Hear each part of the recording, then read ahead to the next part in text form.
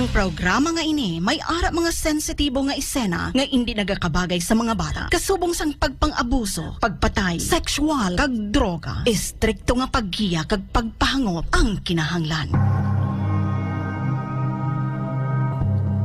Sa tagsa kapagpitik sang taktaan, may nagakatabo nga krimen sa nagkalain-lain nga bahin sang kalibutan.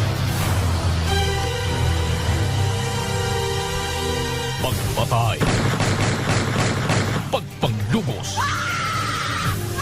pagpangawa.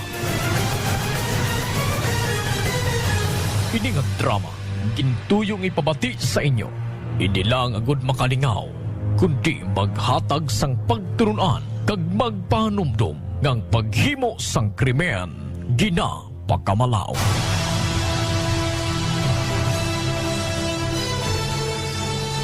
Ug didinyo kami kag atong tukibo ang tagsa ka misteryo nga nagalikop sa tagsa ka mga krimen nga amon hatagan kabuhi diri sa aton makahalawat-hawat nga drama sa kahanginan nga ginatig-uluhan.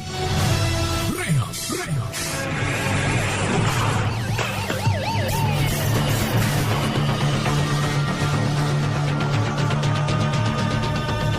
Bugal nga ginadulot sa inyo sa K5 News FM Ilonggo Drama Production Center, ang kampiyon nga istasyon.